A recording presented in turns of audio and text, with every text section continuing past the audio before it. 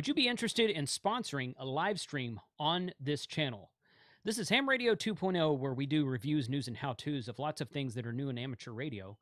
And we do live streams about twice a week, once on Wednesday for a lunchtime live stream, which is typically an interview, and once on Sunday for a targeted topic. During those live streams, I will be offering spots at the very beginning for sponsorship so that you can promote your product, your event, your new thing in ham radio, or just anything you want to talk about. Do you have a nonprofit organization? Do you want to promote your club or event? Nonprofits get free sponsorships at the beginning of a live stream. If you're interested in becoming a live stream sponsor, send an email to jason@hamradio2.com. Let me know what you're thinking, and let's discuss it. 73, and thank you for supporting the channel. Right, there it is. Make sure I'm unmuted. Oh, it's always something. Hey, welcome back to me from Costa Rica. We got back yesterday, late last night. We got back late last night, and it was a really fun trip. And the reason you see me on 12-meter FT8 from Costa Rica right now is because we got a remote station down there. So 12 meters was open. The video that I'm posting Thursday, 2 days from now, is my working a pileup on 12 meters from Costa Rica. I've been a ham for 26 years, and I've never in my life worked a pileup on 12 meters. So that was fun to see, and I'm happy to say for this live stream especially, I worked the pileup on 12 meters on a Yaesu radio. So that'll be fitting here in a second. When has your beard gotten bigger? Yeah, when you don't shave, Frank, that's what happens. I would think you would know that. So yeah, that's all good. Welcome to everyone in the chat. Thanks for joining us on a very impromptu live stream. We have got, oh gosh, that's heavy. This guy that we're about to open up. A special thanks to Roger at RNL Electronics for sending that to me. I want to say this up front. I bought this radio. Okay, it's not a loaner. It's not a freebie. I bought this radio. I typically do that with new radios because I want to give them a fair shake and a good review. And there's been a few times where I've bought radios and I didn't care for them, so I will sell them perhaps for a discounted price because it's an open box at that point in time, or sometimes I just give them away. But I bought this radio, probably planning to use it for a all-star node upcoming. We'll see. Maybe even a mobile all-star node. I might even put it in the truck as a mobile all-star node.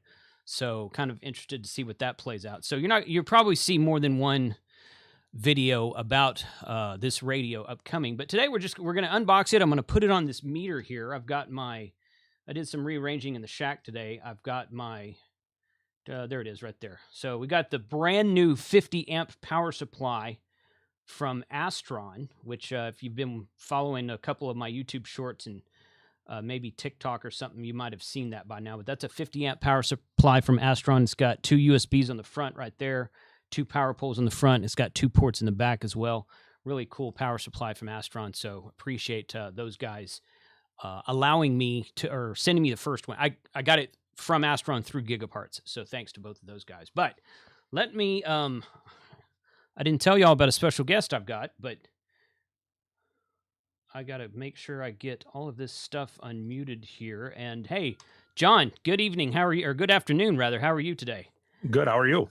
Oh, good. Hey, I'm just trying to get back into my. Actually, I was going to say I was trying to get back into my time zone, but Costa Rican time zone is the same as here, so didn't really have any jet lag or anything. But it's definitely different weather. It was like mid 70s to mid 80s and humid the whole time down there, which is normal for that area.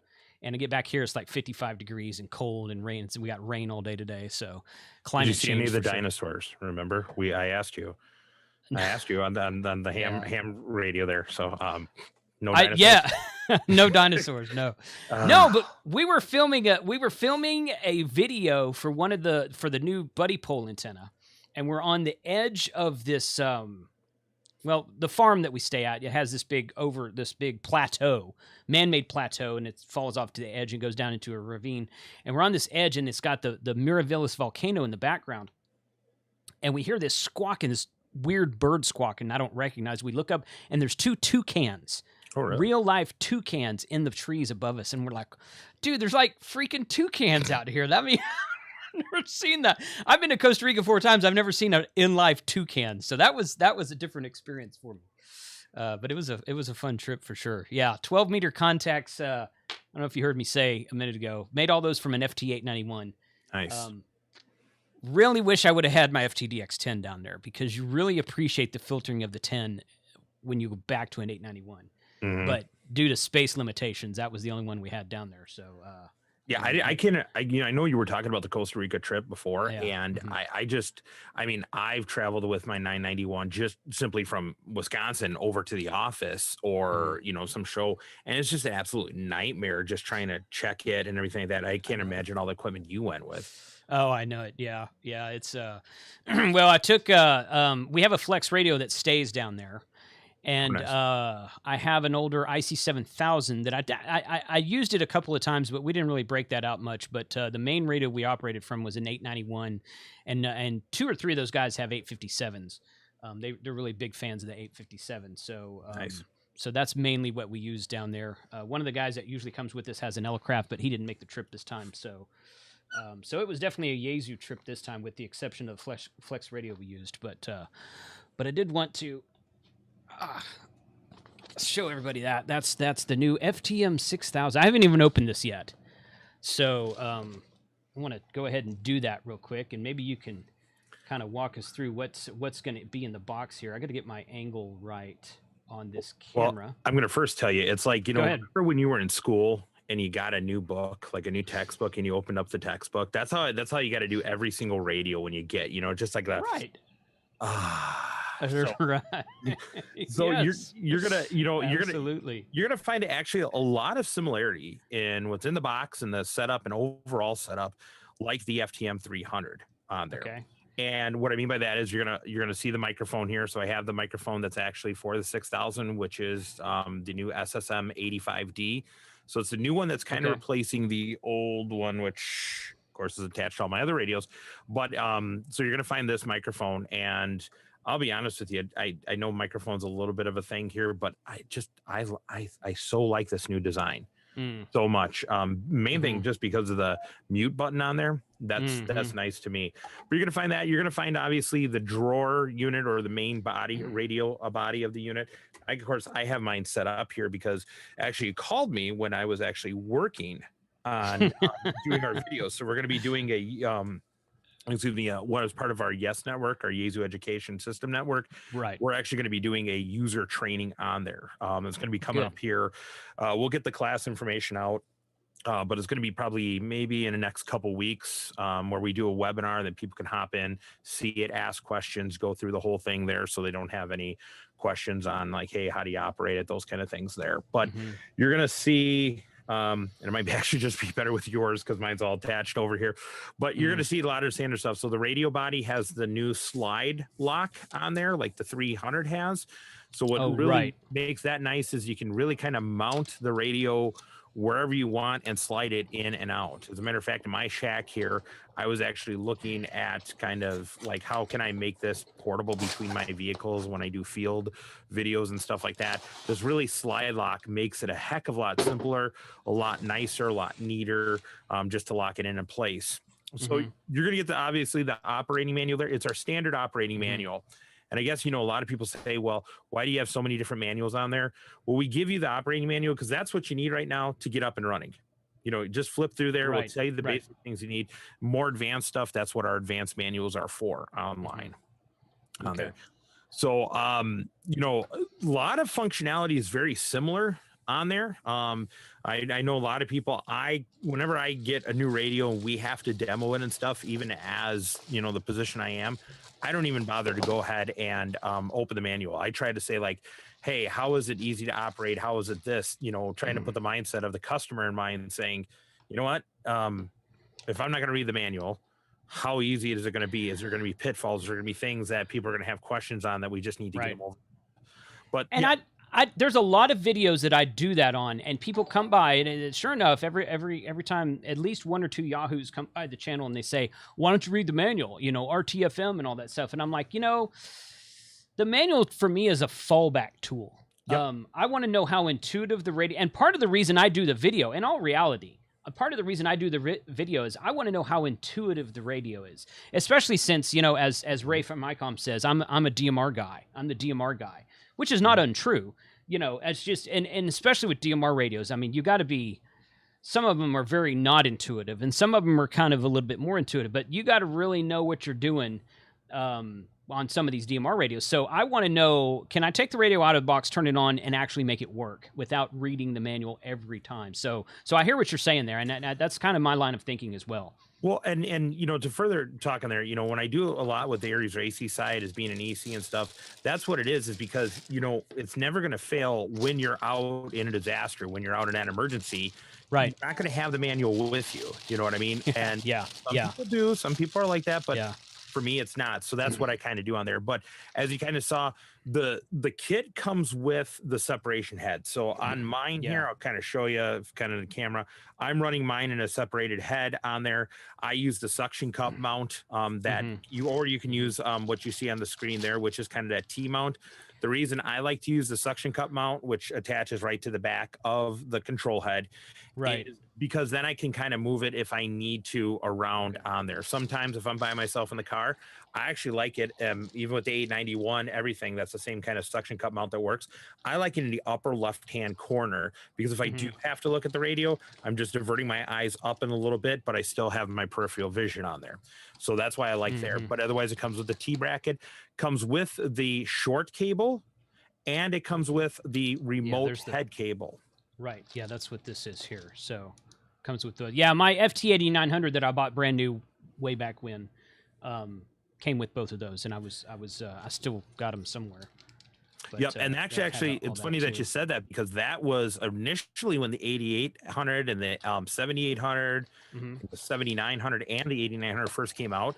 There was no extension cable kits with it. You had to buy that extra extension cable kit, but now we kind of started to include that with it as a standard out there. So you have both on there. You're going to notice kind of what you showed with the microphone on there. The microphone does plug in to the front of the radio. So it's not into the control head there. However, it is a standard 6-pin connector. It's the same type of microphone that we use. And a lot of people, and we do sell an extension kit on there if you need it directly from us. I know some people have bought, you know, just a 6-pin coupler. Hey, it is what it is, however you want to do that. Our nice thing about their new MEK, was it MEK2, I think it is, on there, you do have kind of that double feed out on there. So you can have like 2 ports for feeding in a microphone on there. Gotcha. Yeah, I know we talked about that a little bit when we did the initial kind of announcement of this on this channel, and I was surprised to learn, because I've always thought it was kind of, I don't want to use the word lame, I always thought it was kind of odd that a lot of these manufacturers don't put the mic connector on the face of the radio when you're including a separation kit with the radio. I always thought that was a little bit strange, but I found it odd that, or I found it surprising. I put it that way. Surprising that you say that you got feedback from people who actually didn't like that, and say that they thought it looked like an 11-meter setup or something. And I don't get that. I don't get that at all. But I mean, you know, everybody's got a different opinion, and it's all good. But I thought that was strange. But don't worry, it's not an issue on here because I wouldn't be doing my job if I didn't say that, yes, you can get the BU4 unit, which is the Bluetooth unit, which allows you to actually install the board into the radio, and then it allows you to actually use a Bluetooth headset with it also. Good. Yeah, I noticed the manual had a Bluetooth symbol on it, and I was going to ask you about that, and then I got sidetracked. But yeah, so Bluetooth capable. It doesn't come with Bluetooth. Is that correct? Correct. You have to buy the additional Bluetooth board, and I believe the model part number is a BU-4. It's not the same as the BU2, like in the 300 and the 100. It is a different board. Yeah. Okay. All right. Good deal. Good deal. I forgot up front. Hey, T-Man, KI5BEZ, welcome to the YouTube channel membership. Special shout out to all my YouTube channel members out there today. Those are the guys in green with the special symbol to the right of their name. Appreciate you guys supporting the channel. And once again, thanks for being here for this unscheduled live stream. So I'm going to put this together. Okay, now explain this. Now, I know what this is. This is different. This is a very different kind of mounting bracket. because it slides on to the radio. It's got this little lever right here that you might not be able to see. It's got a let me see if I can get it in the right light. This lever, this thing here is a lever that you can push down like that. Correct. That moves, and it just kind of snaps in. There's another model, and that kind of holds it there. So it doesn't screw into the side of the radio. It snaps in. Is it the 300 that does that as well? Yes. Yep. Okay, that's the one I'm thinking of. And we got so many people that said, you know, with the 300, it was like, it was about time that you guys did that, because you know, it never fails. You mount it underneath the seat, you mount it somewhere, especially when the remote head configuration, it's like you're trying to get the little screws in there, you drop them, all that stuff. So we did that with the 300, and we just continued it on with the 6000. I like it. I like it. It's definitely a convenient way to mount it, especially if you're going to use it for, you know, to take in and out some, to do whatever. Okay, there's your data port right there. So it's a little bit different connection than I was thinking it would be. I was thinking it would be like a DB25, but it's the round modular. What's the name of that plug there? We call it the 10-pin mini DIN, for sake of a better term. And the nice part about it with that pin is that pins 1 through 6 are the same pinout configurations as a 6-pin packet data pin. Okay, so they match pin for pin. 7, 8, 9, and 10 are used for some other control things that are out there. But if you want to build, like I heard you say about the All-Star node, because that's what I did with my FTM-400 and 100. I've even done with the 300 a little bit. You can go ahead and get that 10-pin cable connector on there. We do sell a couple of them, so it's the same or the similar type, believe it or not, that here, let me nope, I can get the right one. It is the same one that is included in the SCU20. I don't have my SCU20 right in front of me, but it's the same type of pin on there. Now, you can't use the SCU20 on it, but like if you, for example, if you wanted to connect it to wires X for some reason, or you needed a pin plug on there, you can get that 10-pin mini DIN style plug. All the dealers sell it out there as an accessory. There's a couple of versions of it, actually. So there's one where it's like the 10-pin to the wires. There's 10-pin to 10-pin. So whatever your choice is. So remind me what an SCU20 does. So the SU20 is the cable that plugs into the back of the 100, 400, and 300 and goes to a USB-A type connector. And that's what you need for setting it up in that PDN functionality. So if you just want to use the radio to connect into wires X. So I know I've had a lot of people say, well, hey, can I use that on there and stuff like that? Well, no, that's for the PDN functionality and programming, that kind of thing like that on there. So it's not compatible, but that data port is there for you to use. Good. Okay. Yeah. I actually want to do a video because I remember I told you, I think it was in the 6000 that went the announcement video for this radio. I have my FTM-100 still. I haven't plugged it up in probably a year and a half or so, but I have it. And I always thought that after you guys did that firmware update to allow it to become its own node where you didn't have to use the HRI 200 to plug it into wires X, I thought, that's what I'm going to do with that FTM-100. I'm going to update the firmware on it, which I haven't done yet.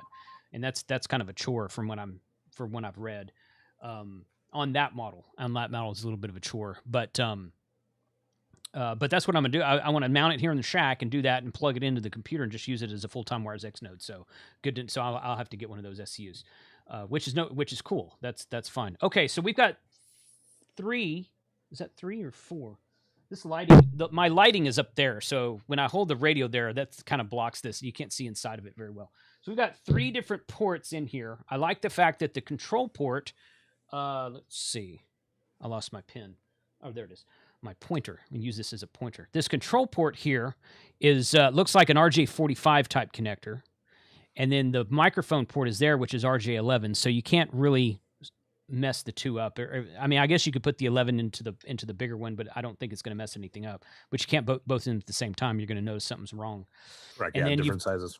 Right, exactly. And then you've got this looks like mini USB, old style USB port there, and that says data. So explain what's this mini USB for? That's going to be for firmware updates, anything that we need to change on the radio to, obviously we're at the age of computers and stuff where we, you can make little changes if you want to through a firmware update instead of, a hardware update.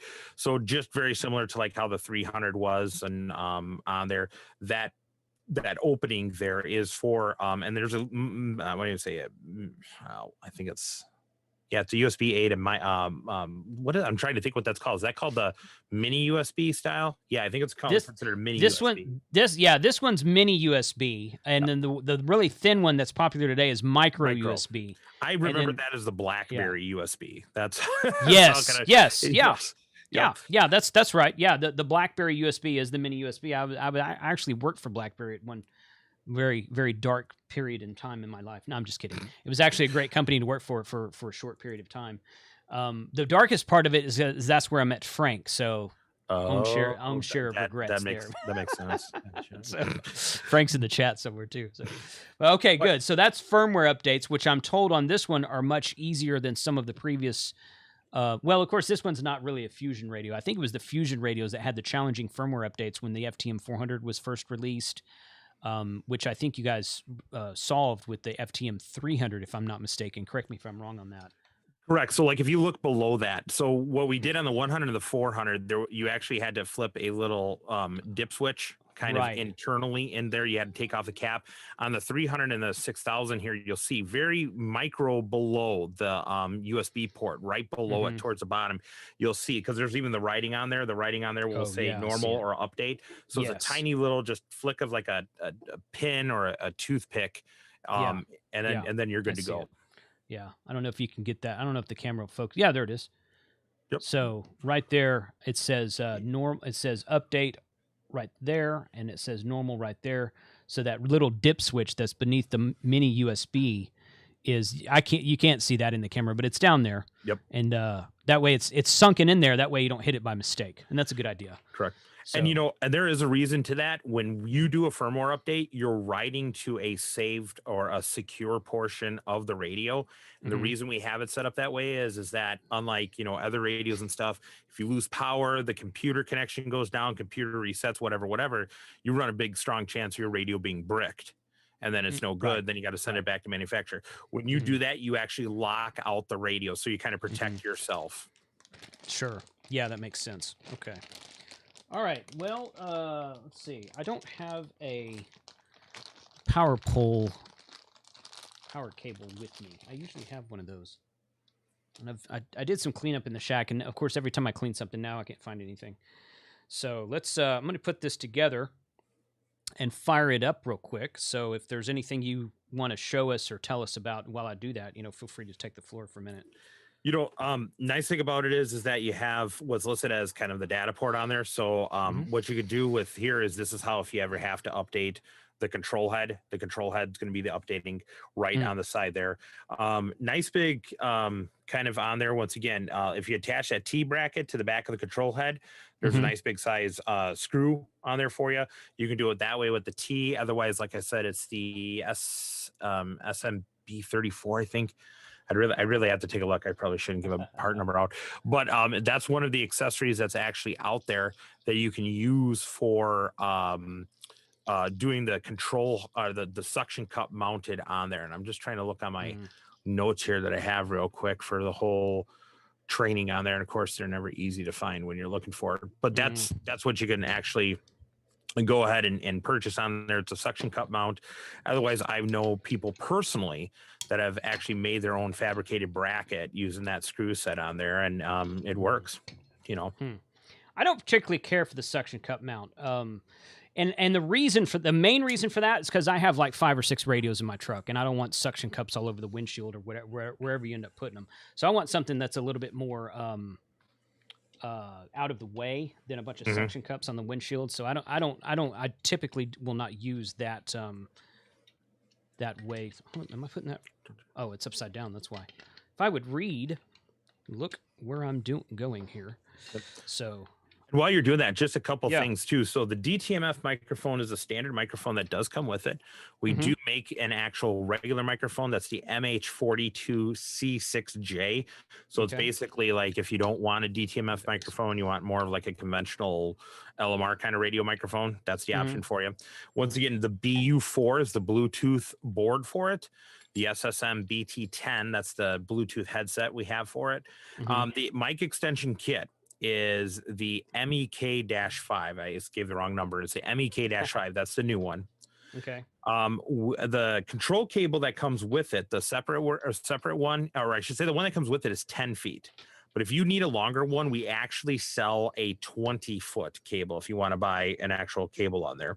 But more importantly, the data cables. So we sell 3 of them right now. So we sell the 10 pin, we call it MDIN 10, so mini DIN 10 pin, and the CT-163 that goes from the 10 pin to a 6 pin and D sub 9 connector. So I know a lot of people that use that as a link radio are going to use it like All-Star and they want a DB9 connector on there. Get that cable. Otherwise, they do make the CT-164, which is 10 pin to 6 pin. And then they make the 10 pin to open, which is a CT-167. And that's sometimes the one that I will purchase and use, especially if I'm going to be experimenting on some of the other radios. I've made some gateways out of them with other modes and other things like that on there. So those are those 3 cables for you. Good. Okay. Now the microphone extension cable. I don't remember the number you said, but is it the same one that the FTM-300 uses?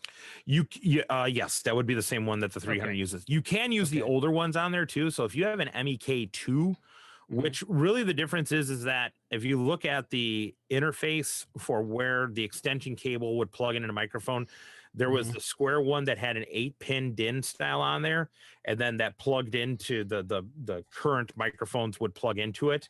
That is if you had like an old FT-2200 or 2400. We're talking old school stuff. Yeah. Okay. That's what that was for. But now that most people aren't using it, we upgraded that interface on there, so you it's like almost like a Y adapter now.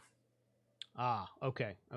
Yeah, but I bought one of those. I think I got it from. Oh gosh, I think I got it from DX Engineering because at the time that was the only place that had it in stock. But I bought one of those FTM-300 extension cables because I have all my radios mounted in the behind the back seat of my crew cab pickup, and then run up to the front console. Yep. So I definitely wanted that. Okay, let's that right there. Okay, and get my situated here. I've got my power cable kind of temporarily plugged here, so I just want to make sure I don't do anything wrong. Let's go here. That's fine. Okay, I'm going to turn that down. It may look a little bit dark in the screen there, but you can see that the screen is really bright, so everything was kind of washed out. I want you guys to be able to see the screen. We can change this right like this, and I can go. Let me know which one. I guess let me know which one you guys prefer. Nope, not that one. Like that. We can go there, and maybe there's a way to dim the screen in the menu. We can look for here in a second. So there is, and that could be one of your quick function assigned keys. Oh, yeah. Okay. Well, I guess that, I find myself, I do that. I often dim the screen on my ID 5100 because at night that thing is, it's like this big. It's bright. I assume unlike the FTM 400, the ID 5100 has a white backlight and black text, which I actually prefer it the other way. I prefer these radios that have the dark background and light text because I think they're just easier on the eyes both in day and night. But it's good, bad, or ugly. I'm just saying that's something I prefer. But with this one, with this kind of radio where it's lighter on the background and darker on the text, I would probably adjust it one time and leave it. But good to know you could do that with it if you wanted to. Okay, so we've got there's your power button here, obviously.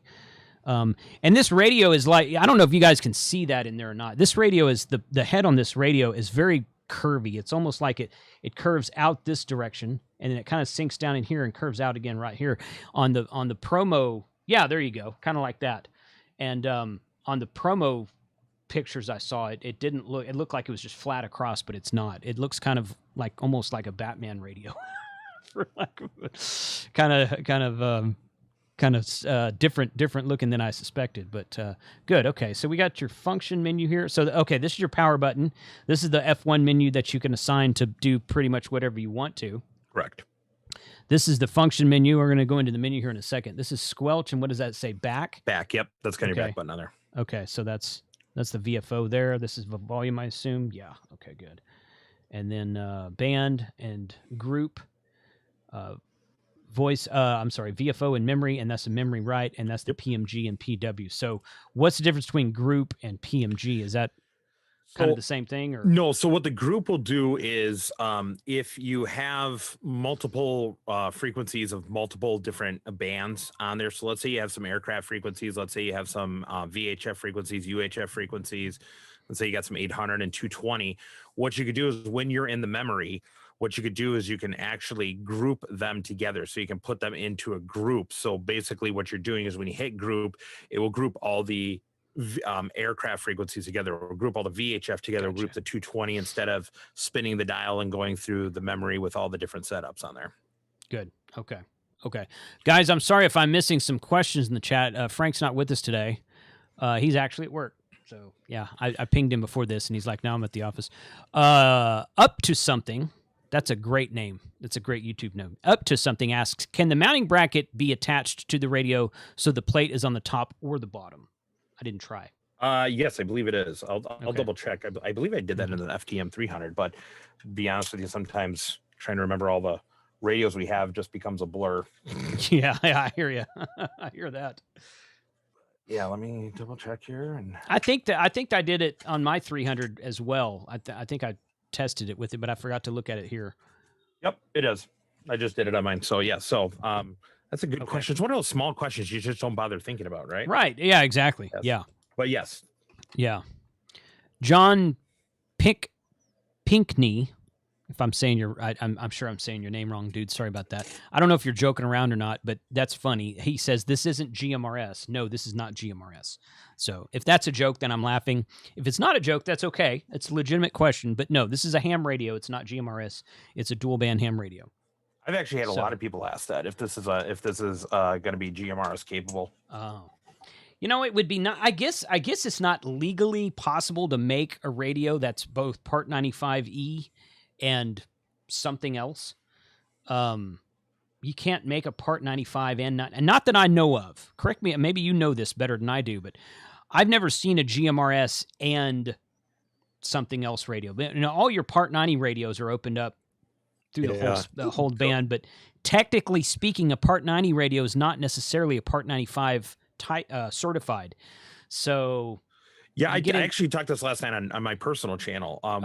We went over those. So Part 90 supersedes Part 95 in that regards because it's covered for the whole frequency, but Part 95 gets to the specifics. I have seen GMRS, FRS, MUR combo radios. Yes. Because they have the fixed antennas and everything. But usually Part 97 is, they usually keep them separate from 95s, which they keep separate from 90s. But that doesn't mean that there aren't people who tinker, and I'll just leave it with that because of constraints.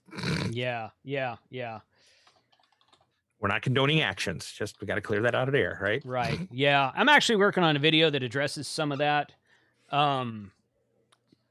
Go back to your technician license question pool for about when you can use a radio in an emergency.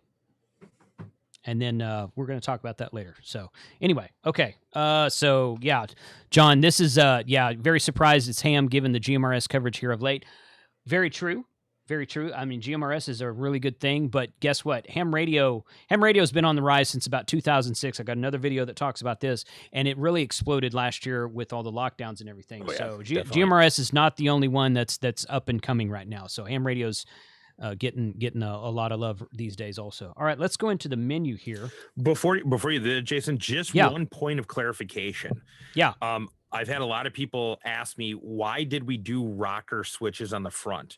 They are not rocker switches. So for an example, the band and on the bottom. So the band and group, it's actually one button. The bigger letter is the push functionality of it. The smaller words or letters is the push and hold function on it. So if you wanted to change band right now, you just tap the band. But then if you were in the memory and you wanted to do group, you'd have to push and hold group. There it is. Okay. Yep. Okay. Nice. Yep. And then, like I said, you want to go to that sub function, the little letters, that's when you would push and hold on there. It's giving me an error when I do it right now because I don't have anything in there, I guess. Correct. Yeah. You don't have anything in memory, so it can't group anything on there. Yeah. Gotcha. Okay. Yeah. There's a lot of radios that do that. I was just looking, what was I looking at the other day? Same thing, but yeah, I actually didn't read that as a rocker switch. I read that as a long press, because a lot of manufacturers are doing that with their buttons today. They short press is one function and long press is another function. So that's how I read it anyway. Yep. But good to know. Good to know. Yeah, because we don't have. Yeah, there's memory 1, and then we can write that to memory, which I don't want to do. PMG, we don't have anything in there yet either. Yeah, you don't have anything stored in there yet. Yep. Okay, good. All right, so we can go into the menu now. I get, yeah. Okay, nope. How do you change that? Oh, there it is. Okay, squelch is 1. Fine. Yep. So the F, and so now that's another one. Whereas because the F is bigger, so the F function, when you push the F button, that's going to go into that initial 5 groupings of your most common memory functions. Okay. So the F1, it comes defaulted to home. So if you push F1, that's going to take you to home. And then if you push the F button quickly, the default is home, repeater reverse, repeater set, and then TX power, if I remember correctly. TX power. Yep. That's right. I really like that. You know what? Because now, can you change what are okay? Yep. So if you kind of see on mine here, if I can get it in there. So I went along, this is my normal repeater frequency. I pushed this. Now it's changed. I set mine to dimmer, home, repeater reverse, repeater set, scan on, and then squelch type, and then squelch code. So those are the most, and TX power. Those are the most common ones that I use on there. Right. So that's why I wanted it in the menu system. Now, the neat part about it is then F1, all you simply do is with the F1 here as I push that, now that actually goes to my scan on. Now all I need to do is just go and make sure I'm pushing the right one here. Push it there, and now it's in memory scan. When I want to take it out of memory scan, I just go ahead and push the F1 again. So that's how I have mine set up on there. Okay. Now you've got, it looks like I've got 4. This is default out of the box, as you guys just saw. I've got 12, 19, 20, and 30. Yep. But it looked like you had 5 or 6 of them in there. What's the maximum number you can put in that quick function menu? It's a good question, because like I said, I have a total of 1, 2, 3, 4, 5, 6, 7, 8. 7. I have 8 in there. Okay. So, and you know what the best part about it is? You know how easy it is. All you're simply going to, if you like on yours right now, you want to add something to that quick group, push and hold the F menu button, select what you want from the menu system, and then simply push and hold the F menu button again, and it's going to lock it in there. Okay. That's it. Now we go back, F menu, and there it is. There's dimmer. Yep. And that's the best part. Now, to help people, because this is going to be a massive confusion thing I could see. Yeah. When you go into the full menu, so not just the F menu, but the full menu on there, you're going to go ahead, and if you even do it on yours right now, you're going to actually see that there's going to be some menu items that have blank, like dotted lines through it. And you're going to be like, wait, what's going on for there? So push and hold that. Now go ahead and turn it. And as you see, right where dimmer should be, see how it's missing? because it's in the other menu. There you go. So now you know it's in your menu. Okay. Gotcha. Okay. Good. And that's 12 is another one. Okay. Mic gain. 12 is the home one. Yeah. Okay. Mic gain. PGM. That's for mic programming. Oh, so you could set how many buttons we have. Looks like we got 4. P1 through 4 on the, and we got P1, P2, P3, and P4, and then we got ABCD down the side as well. So can you program the ABCD buttons, or are those just default? Those are going to be defaulted on there. So like the A, it depends on what you're at. So like the A is going to be dependent upon if you're in VFO or if you're there. So A, B, C, and D are hard programmed. Okay. Gotcha. Okay. Perfect. Okay. So we'll go back in here. And pager, what's pager? So pager is that functionality that we can kind of include on there, which is kind of an interesting way to do the functionality. So what it does is the pager code, you can have it set up that what it does is it will transmit 2 different CT CSS tones at 1 second each. So what that does is that if you really want to be a selective call for a certain person or a certain group, what it will do is when you key up your radio in pager mode, it transmits, let's say 100 hertz and let's say 67 hertz. So do 100 hertz a second, 67 hertz a second, 167, 167, each 1 second each continuously through your whole transmission. So it's kind of a new there. And if you have any of our older DR repeaters, that's how you activate it and deactivate it. Oh, okay. Okay. So is it more for DTMF type activating stuff, or can you actually communicate with it to another radio? No, you can actually communicate it with it to another radio. So it really uses just CTCSS tones to lock it down even more so than just using one CTCSS tone. Gotcha. Okay. Okay. Good. Okay. Well, that's interesting. Packet speed? Yep. So you can do 1200 or 9600 baud on it. Okay. RX mod? So the receiver mode, whether it be like FM, AM.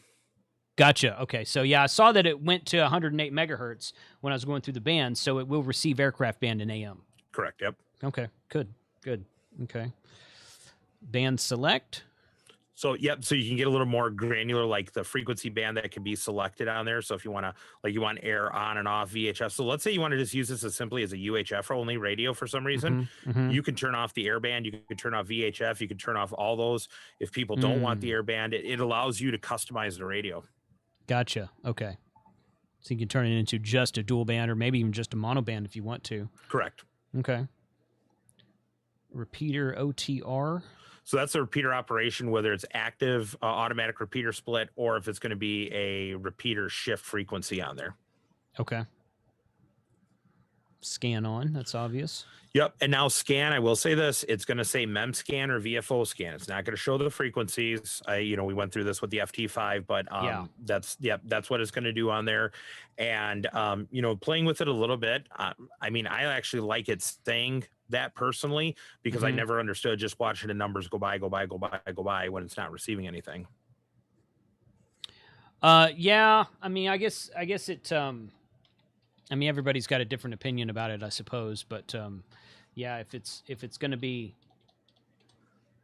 one of those things that multiple people ask one way and multiple people ask another way, then there's not much you can do about it. So I'm going to share the link in the chat, guys, where I got this radio. Once again, for those of you joining us, special thanks to Roger over at R&L Electronics. This was a purchased radio.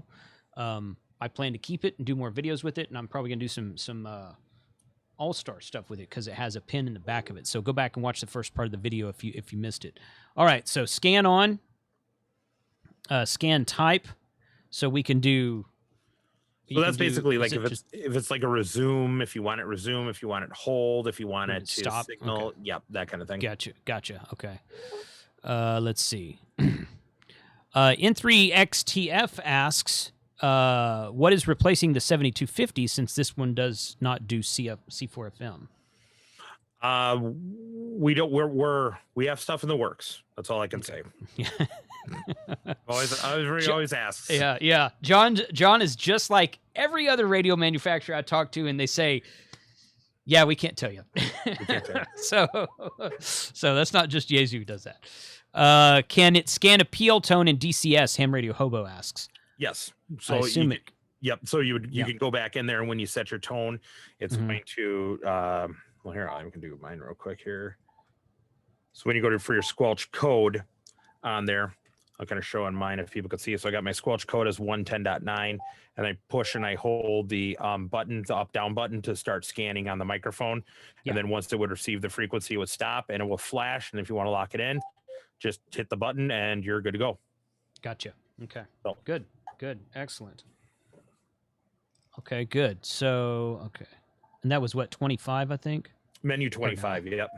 I did a short press. Menu 25. Okay, so it's SQLCOD. Yep. Is what it looks like to me. So yeah. Yep, and that stands for squelch code, because you're able to, once again, with some of the other types, if you go to menu 26, that's going to be squelch expansion, and that's going to allow that cross mode of how you want to be able to do it on there, whether you want if you turn that on, you could, and then you go over back to the squelch type, you'll now go ahead and see, actually, I got to remember on this one here, the type is, you could do tone squelch, reverse tone, DCS, pager frequency, pager, DCS encode only, tone, it's tone receive, DCS encode, DCS encode, and tone receive. So there's a lot of them that are on there. Gotcha. Okay. Not getting that, but okay. I'm probably in the wrong menu. Okay. Yep. So there you go. Go squelch expansion, then push in your channel knob. Then turn it on. Yep. Now go back and then go to squelch type. So 24. I was going to, I was wrong menu. Yep. Yeah. So now you see it's off. Then CTCSS encode only. Then you got encode decode for CTCSS. Then you got reverse tone. Then you have DCS encode decode. Then you have pager frequency, which we kind of talked about there. Then you have pager mode. Whoop. The menu times out there. I timed it out. There you go. Pager frequency, mode. Pager mode. And then you have DCS encode only. Then you have, that's where you get to tone, encode, DCS decode. Then the next one after that is the reverse, DCS encode, tone, decode. Gotcha. Okay. So, yeah. So lots of different signaling options on there. Yeah. So you can set a different tone for the input and output with that menu. Correct. Okay. And we're starting to see that happen with a lot of repeaters out there now, because a lot of areas are getting full repeaters. Instead of doing a CTCSS for encode and decode, because CTCSS can be false, they will do a DCS into the repeater and a CTCSS out of the repeater. As a matter of fact, we have, for an event I do, we actually set up a repeater that way as a temporary remote receive site for that day. Yeah. So, and that's a popular, for whatever reason, that's a popular thing to do in GMRS repeaters. Yes. You have, and it's not always DCS. Sometimes it's just a CTCSS in and a different code out, like 110 in and 67 out or something like that. Yep. For whatever reason, I don't know, but I don't see that a lot in ham repeaters, at least not in this area. I don't, but that's real. But I think there are 3 or 4 GMRS repeaters we have in this area all have different CTCSS tones for the encode and out and decode. So that was something to. Okay, let's see. K9 KMV. Can you show how to attach the remote front panel to the T-mount and then route the control cable? It seems to get in the way where the screw hole is. Can you show how to mount the T-mount to the? So basically, I kind of know what it is there, because it like overlaps it there. So basically, what you would do is you would have that mount kind of come up right around it. I don't have my mount, but that mount, if I can kind of get it in there, if you see that T-mount is going to go and just kind of cover that hole there, and then you can take you can kind of cover it, kind of show it this way here, back where that screws in. You can basically be able to lump it over it if you need to. Gotcha. Okay. Cool. Shai Zahavi, I'm sorry, I probably butchered your name. I apologize. Can you do a Mars mod on the radio? I mean, if you can't yet, I'm sure I'm sure. Yeah, sure it'll be there. For Mars mod, we always tell people a couple things. One, if you have proper documentation and stuff like that, and you send it to us and it matches and we can validate it, we can mail you. We do not email the Mars mod. But what we tell everybody, regardless of our radio, our radios are designed and spec'd for the amateur radio usage. We have a huge list of people that have had to send radios in because the radios aren't able to handle operation outside of the amateur band. So just be there. And if you do it yourself, and if you mess it up, that voids the warranty. Gotcha. Yeah, that's and it is a 3-year warranty. Just remember, 3-year warranty for the original purchaser. Really? Okay. Yep. All of our radios are actually now. So everything's 3-year warranty. Every 3-year warranty, as long as you're the original purchaser from an actual authorized Yaesu dealer with the receipt as proof. Gotcha. Okay. Anime, thank you. That's what I was just looking up. So somebody asked, what is John's channel? John's YouTube channel. It's called Communications and Cigars. Anime just linked it in the chat. So thanks for that. Thanks. Let's see. Does it do military air receive 225 to 380 megahertz? That's a good question. Let's do 226. Oh, yeah. So I just plugged 226 into there. And then I know that goes up to, doesn't military air go like up to 380 or something too? Yeah, that's what he said. He said 225 to 380 is what he said. Yeah, I'm tuning. Let's see here. Where's it stop? Where's it stop? Nobody knows. Okay, I'm 226. I'm up through 360, 370, 380. Yeah, it goes actually all the way. Yeah, it goes all the way up to 400. Okay. Nice. Yeah. Good. I guess I don't really have any mil air that I listen to. No, I don't listen down there. Well, it goes down to sheesh. I was trying to go to the bottom of the receive band, and it's like going down to like 190. Yeah, it's wide coverage. It's very I wide will say coverage. It's very wide coverage. And what I've tested so far, it actually has a pretty good front end. I know people always say, amateur radios have bad front ends. As close as I am to a paging transmitter in the public safety, I'm like literally like 6 blocks away from their 120 watt P25 repeater. I get no issues here, and I got an outside. It's connected to an outside 6 dB gain antenna. Good. Okay. Good. Okay. Can you use it with an DVM repeater board, like for hotspot repeater using the 10-pin port? I would assume that you probably could. All you got to do is build a cable. Yeah, I'm not 100% sure on there. I mean, it has 9600 baud packet, so I mean, I would assume yes, but I guess I don't know. Yeah. Most of these radios, my experience has been that most of these radios with some sort of data connector in the back will, in fact, allow you to connect to basically a Raspberry Pi that'll do whatever you tell the Raspberry Pi to do. So an All-Star node is a Raspberry Pi, but lots of times, not always, but lots of times. And if you put an DVM on it, it's just a matter of programming and building a cable for it. And setting your packet speed. Right. So menu item, blah, blah, blah, blah. Where is it? Here, 16. You got to switch it over to 9600 baud. So, right. Exactly. Okay. Good. Okay, perfect. All right, good. So let's go back in here, and I'm at 27. So 82.0F or 81.0F? Yep, so that's the internal temperature of the transceiver. So it's about 81 degrees Fahrenheit. So, because we don't base our radios off of a duty cycle. We're not like a 101080 or a 5590 or anything out there. We go by what the internal PA temperature is, and then that it affects the operating range on and on there. So it's something that's easy to do. We have a temperature in there. So if you're worried about continuous usage, like you're going to be using it as an all-star node, or you're going to be using it as whatever, something sitting there, you're worried about it, turn on the temp, let her go. Good. Okay. It's always helpful to have. That's your timeout timer. Yep. 30's in the other menu. Ver DSP. So the software version display. So if we ever come out with an update for it, you'd want to check that to make sure it's the right one. It's easy to see. Good. Okay. How many volts? That matches what my power supply on the bottom is saying.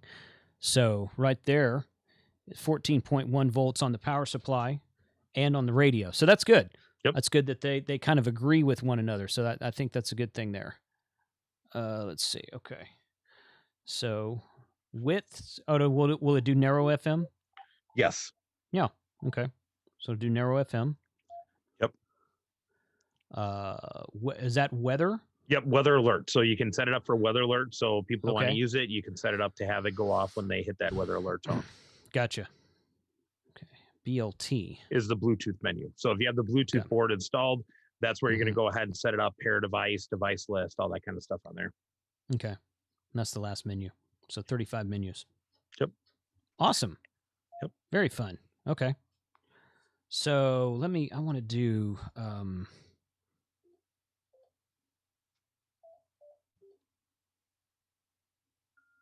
okay. I don't know how I got T-Squelch turned on, but I probably just hit it in the wrong menu. Actually, that I might. Peter set. No. Where did I turn that? It's not. Yeah. So you're going to have to go into the actual main menu, and then you're going to go down to 23. Menu 23. Nice.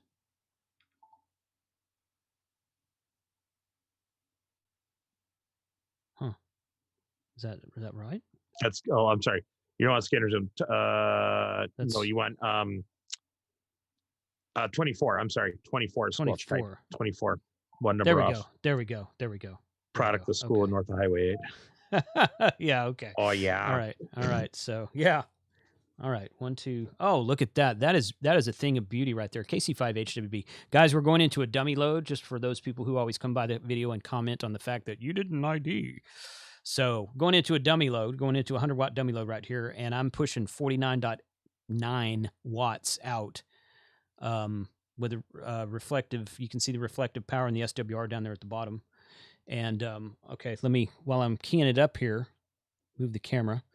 Down there at the bottom of the Astron amp, it's pulling about 7.2 to 7.3 amps with it keyed up at 50 watts. So I'd say that's pretty darn good right there. KC5H would be testing just for those who care. That's good. 50 solid 50 watts on 2 meters. Yep, and max amperage draw, whether you're on UHF or VHF, should be no more than 10 amps on there. So okay, that's good. All right, so where is my repeater offset? Repeater mod, I think, isn't it? Yep. So auto or FM. Yep. Or no, not mod. No, not mod. That's receive mode. Go in the R's. Trying to remember. I have to look on them. See, too many. Repeater set. There you Simplex. go. There okay, you go. That's it. That's 20. It right there. Okay. Yeah, it's in the quick menu. I just didn't want to do the offset. So, holy cow, look at that. 59 watts, pulling 9.1 amps. There you go. 59 watts. KC5H should be testing into a dummy load. 446.5, if everyone ever uses that, is the FM calling frequency on 440. No, never heard anybody on that frequency, but there it is. Hey, that's great. Yep. That is awesome. So yeah, that's a solid 50-watt radio. 50 watts and 50 watts plus on 440 band. So I'm impressed with that. And it is guaranteed. You know, we do spec it out. You can even actually look in the operating manual towards the back of the last pages on there. It is rated as a 50-watt VHF, 50-watt UHF. You know, sometimes you'll see the dual banders will be 50 VHF, 40 or 35 on UHF. Nope, 50-50 is what we're calling on this one here. Yeah, good. Yeah, a lot of the newer radios are starting to advertise that, and I think it's really good. But yeah, I didn't really like some of the older models that were, 48 to 50 on VHF and advertised 35, and they do like 32 on UHF. So, I think it's impressive that it actually does 50 watts. Cool. Good deal. Well, hey, this is gonna be. I'm gonna enjoy using this radio. I'm gonna enjoy kind of tinkering around with it some more. So, got a lot of good features. The only drawback in my mind is it's not dual display, but not everyone wants that. I mean, it is what it is. I would prefer dual display, but other than that, I think it's got a lot of really cool features on it that I think you guys are going to like. So, and it kind of reinforces what we kind of were looking at to support the analog line. But lots of times, what we've done through some of our research and feedback is a lot of people are saying, I want a dual band capable radio for like MCOM, for Go kits, deployment, small, compact, easy to use, easy to operate. And that's kind of what we were shooting for here. And I feel we got it down. Yeah. No, I think this is a really good addition to the line. And like I said, when we on our last interview when we talked about this, you guys got to remember, number one, look at through no one's fault. I'm not trying to point fingers at other manufacturers, but Yaesu's released 3 radios in the last 18 months since all these lockdowns and 4. What's the 4th one? So we did the 300, the 6000, the 5, and that actually the FTDX10. Okay, so I forgot the 300 was during that time.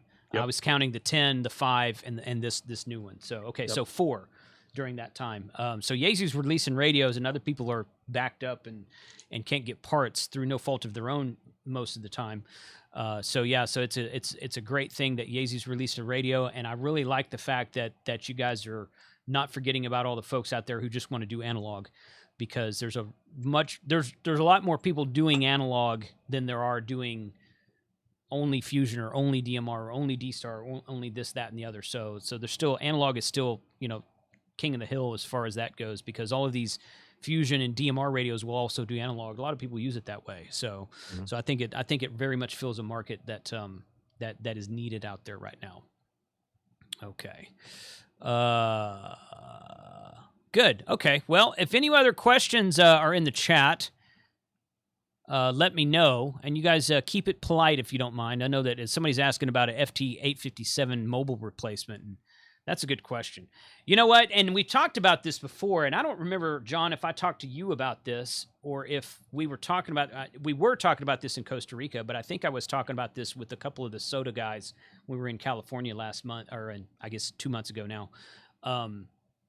The 891 is... The 891 is like the only radio out in that game right now. Like, if you think about all these HF radios that are out and all these VHF, UHF radios that are out, there is no other small, compact, portable, mobile/portable, 100-watt HF radio on the market right now besides the 891. Correct. The IC7100 kind of is, but it's got that weird head to it. And I know guys that mount it in the car, and if you got room to do that, then great. Not as easy to mount as the 891, obviously. And nobody else is making something in that very narrow niche right now. So it very much fills a void. The IC7100 fills a void because it's VHF, UHF all mode. Mm-hmm. Now, you've got that option in the 991A from Yaesu, but it's much bigger and it's heavier. And some people can't. It's not really a mobile mountable radio. So all these radios that are out right now fill a certain niche that people may or may not want. And I would like to see something from one of the big manufacturers that is kind of like an update to the 991A or the 7100 that is HF 6-meter, 2-meter, 440 all mode, and smaller and more compact, like an 891 or like a replacement for the 897, 857, whichever. I'd like to see that. I know a lot of people are looking for that, and I don't personally care if it has digital or not. I could do without the digital for that specific radio, but something backpackable that has all that stuff with 2021 features in it would be really kind of cool, because neither the 891 nor the 857 had an internal sound card or an internal tuner. Which is, it's just what it is. So I would like to see something like that. So that'd be, maybe in the back of your head right now, you're thinking, just wait. And you can't tell me that. So I don't, yeah. Looking around. But anyway, so I don't have any inside information, so I'm not trying to tease anybody. I could be totally off base here, but it's all good. But DX Commander's in the house. What's up, Callum? How are you, sir? Good. Thanks for joining us there today. So, all right, John, we've been going for an hour. I will let you go. I know that you had some stuff. Thank you for taking an hour out of your day today. No problem. And hopping on without any notice. I just pinged John like 10 minutes before I started and say, hey, I'm going to do this. If you're available, great. If not, and he's like, oh yeah, let's do it. So, so you were able to provide more insight than me just bumbling through the menus. So I appreciate your time today. No problem. Okay. And you guys go subscribe to Communications and Cigars on YouTube. He started on, I think normally you're on Facebook, but you're now multicasting to both places, I believe. And, we started on Facebook just because we thought it was going to be easier, so that was a mistake. And then now, now every Monday night at 8 p.m., we have different types of communication. So not just about amateur radio, but any and everything kind of under the sun. Like I said, it's every Monday Central Time, 8 p.m. Central Time. And then, like I said, yesterday's episode, we talked about and dug into the parts. So part 80, part 90, part 95 and stuff on there. A lot of people got some good insight on and kind of understood a little bit better. Good. Yeah, I'll have to go back and watch that. We didn't get home till about 11:30 last night. I was stuck in an airport and or a plane at that time, so I didn't get to watch any YouTube last night. But good. Okay. That's interesting, because that's always questions that comes up about different FCC parts and certifications and whatnot. So good. Cool. Well, once again, thanks, John. Appreciate your time today. No problem. And have a good one, and we'll talk at you next time. All right. See you then. All right. Yeah, have a good one. All right, guys. Hey, once again, thanks to everybody for joining us today for a very unplanned stream. I got home last night by the time I got my bags out of the airport, my wife came and got me. She goes to bed at 9 o'clock most nights, 9 or 9:30 most nights, because she gets up early. So she was like, okay, I'll come get you at midnight. So it was about 12:30. We got home last night. I'd been in the airport and on traveling all day. So I took a shower and I hit the sack pretty quickly. It was nice to sleep in my own bed again last night.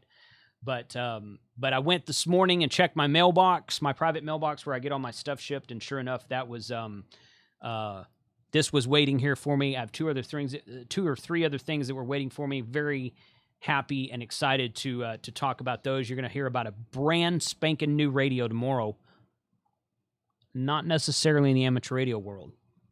So yeah, going to hear about that tomorrow. So thanks everyone for hopping on. Let me know what questions you have about this radio and what kind of topics and videos you would like to see in an upcoming episode. Definitely check out a Tuesday night ham radio playlist that I'm putting in the chat right now, hosted by Steve, KM9G. They've got four videos in the lineup tonight, starting with KMRD, and he's going to be talking about how to deploy a wire antenna quickly. Tio's doing a build of a Rig Expert. Ham Radio Clubhouse is at 7 p.m. That's always a good show. And then, and that's, okay, so that's the, it's just three of them then. So 3 videos tonight, KMRD, Tio's got something in Ham Radio Clubhouse. And starting at 6:30 p.m. Central Time and going probably till about 8:30 or 9. Those Clubhouse guys, they know how to talk. So if they're ham radio operators, they should know how to talk. That's a good thing. I'm not digging at them. I'm saying that's a good thing because they always put on a good show and do that kind of thing. So $73, thanks for being here today. Do let me know if you're on Team Replay, put a comment in the chat. Let me know what you want to see video-wise for how to operate this new radio from Yaesu. Again, special thanks to John for hopping on the stream such short notice, and another shout out to my YouTube channel members. Those are the folks you see in the live chat right now with their name in green, the special icon to the right of their name. They do a great job with supporting the channel, and they get special privileges in the chat. So 73 to all. Thanks for being here tonight, guys. Catch us on. If I could finagle my way into the Ham Radio Clubhouse tonight, maybe I'll try to hop on that stream. I don't know. That's a hint for anybody out there watching. 73 to all. Y'all have a good one tonight.